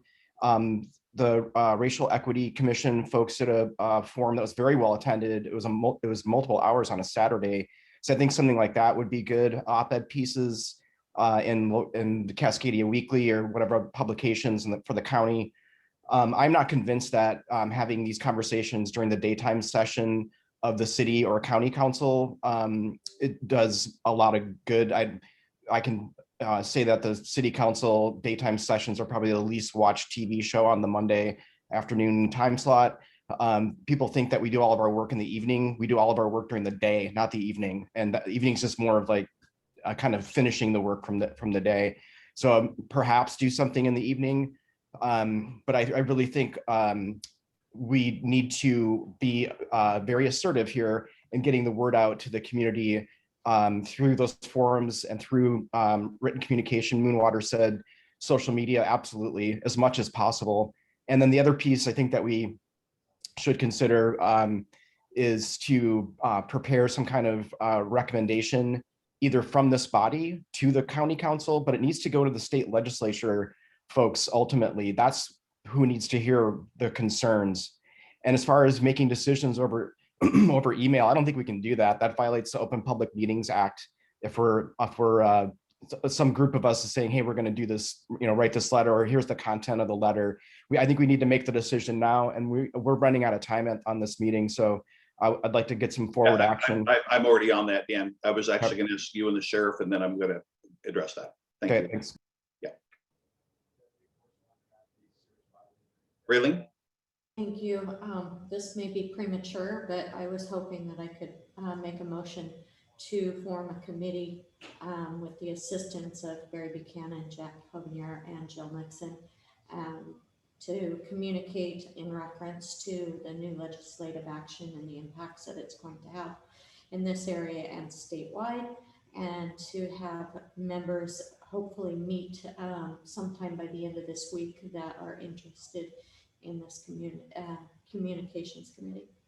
Second. So you're making a motion for, I would call it an ad hoc subcommittee to address the issues surrounding the state policing practices and oversight legislation? Correct. Okay. We have a second. Jill, is that motion in order by form? It is. I would like a small clarification. Is this the purpose of this ad hoc committee simply to draft a letter for the full task force to approve, or is it to be a more permanent committee to address these issues in a broader scope? Well, I called it an ad hoc, which by definition would indicate it'll expire when it's no longer quite so necessary. So I would assume the timeline would be governed by what, if any, changes actually happen.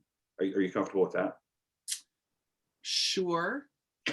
Okay. Informed motion is correct. Thank you. Okay. All right. Is there any discussion on that motion that needs to be had? All right.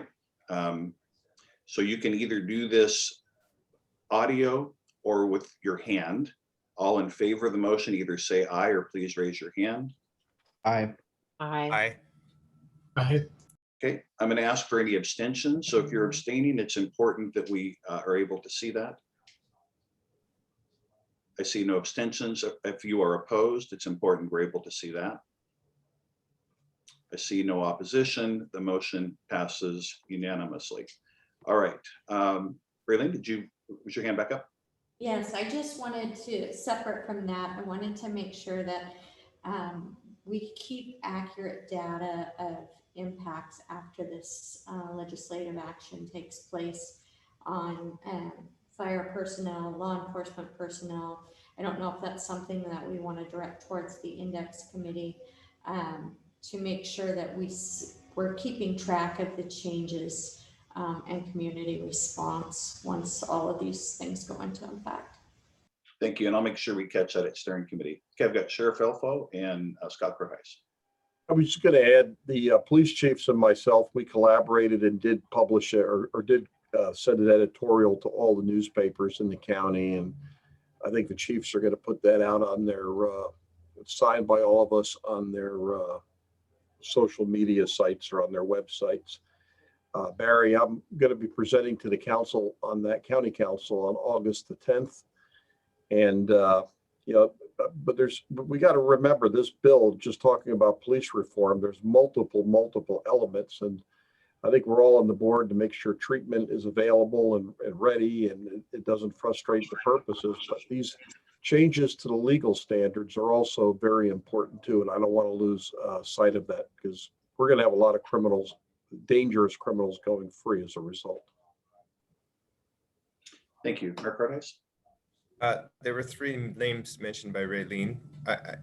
Is that the committee? Or are there others that wanted to be on it? I guess is the question I had. My understanding is we were just tasked with putting it together and it'd be open to people that wanted to attend. Does anybody have a different perspective on that? All I know is that I was I shouldn't say stuck with it. I was on it. I Maybe heard we that. can have Jill help coordinate that. Yeah. Yeah, I think it would be an open invitation with pretty loose participation. Okay. I did want to ask in the interim, and Jill, correct me if we can't do this. Can I ask the committee if there's an objection to Stephen and I preparing a letter with approval from Barry in support of some of these concerns if we choose to do so before the next meeting? So in other words, can the committee approve a letter in spirit or in essence or in theory without the actual letter being done? I would think we've done that in the past, but if that's the case, I'd like to get approval for that.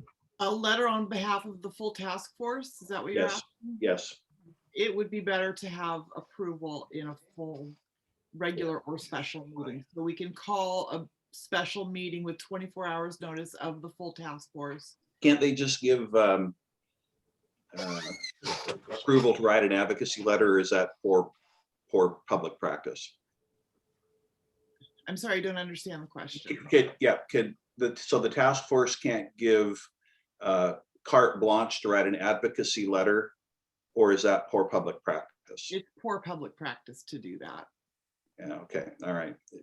All right, I'll bite my tongue. Seems pretty efficient, but okay. So I won't make that recommendation, but if Councilman Buchanan thinks we need something, Stephen and I will put something, we'll get something going, and I guess maybe call a special meeting to approve a letter. Does that satisfy everyone? Yeah, Mayor Cortez. If it's poor public practice, I mean, we could still do it, right? Leslie, you're going to get me in trouble. I know that, but I mean, if the group agrees that we can have an advocacy letter go out and you forward it to all of us as you send it out, I mean, is there harm in that? I guess we trust our leaders enough to, if you're going to do an advocacy letter, that's what you're going to do. Yeah, I like it, but I'm going to defer to Jill. And we only, and Jill, can we do does a special meeting have to be in person, or can we can't do a vote by mail, or can we?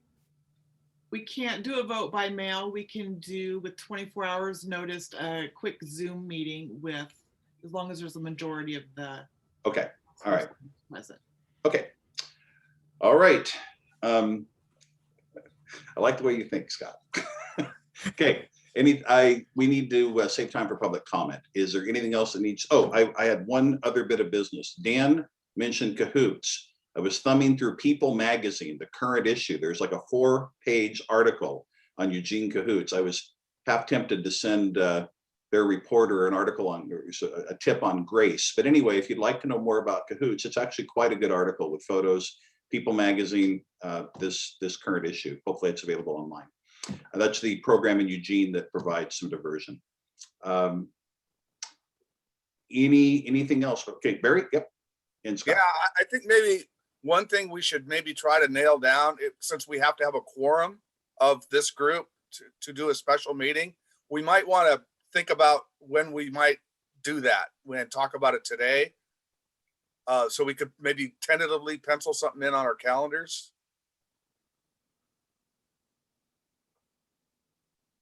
Sure, yeah. What about, why don't we use the time for the meeting we canceled for a special meeting if we need it? That would have been August, what was that date, Jill? August, was it the 16th? I'm looking here. Yes, August 16th. Although if you want a recommendation to go to the county council, you might want to consider having it sooner. Right. Since council's going to go on their break in August. Their meeting on August 10th is their last until September. Okay. I would suggest either a week from today or 2 weeks from today. And I guess I would suggest a week from today, as things go into effect next Sunday, and the faster we get something in, the better, in my opinion. Okay. I agree with Scott. Sure. So let's do the 26th then. Do we want to set a time, Barry? 9 o'clock. Okay. And hopefully this would just be a special meeting to approve something that you would have seen ahead of time that I would anticipate lasting 10 or 15 minutes. Okay. Yes, Scott. One more thing. So in terms of public information getting out there, I have a partnership meeting tomorrow, which is like 30 people from the community. I was wondering if Bill and Mike and Tank would be available to at 9 o'clock-ish tomorrow to be part of that meeting. Looking now, 1 second. Just give me a second to look.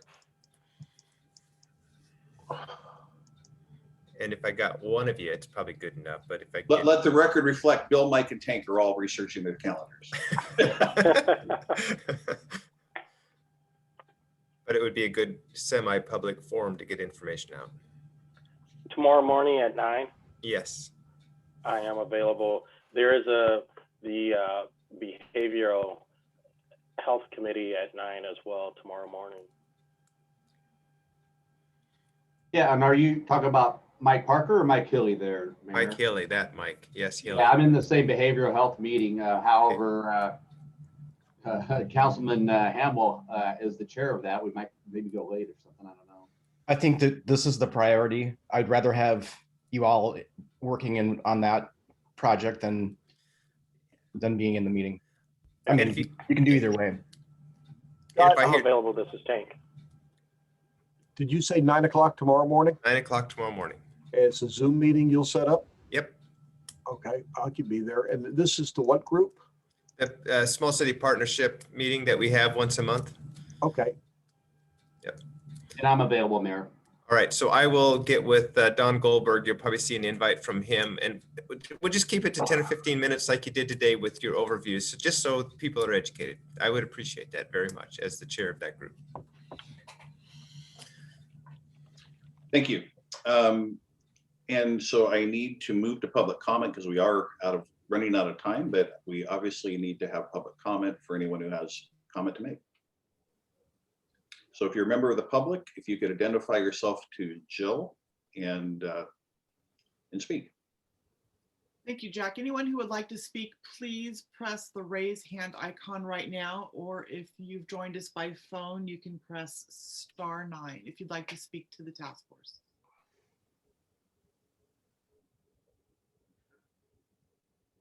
No hands are raised. All right, thanks everyone. Appreciate the robust discussion, and we are adjourned. Can I have Jack and Barry please stay after the meeting? Thank you. Just a quick question. What was the 26th? That was, at what time was that? 9 a.m. and I will send out Outlook invitations to everyone. I won't be able to make that, but I'll have somebody else. Your proxy is fine, Sheriff. Okay, thanks.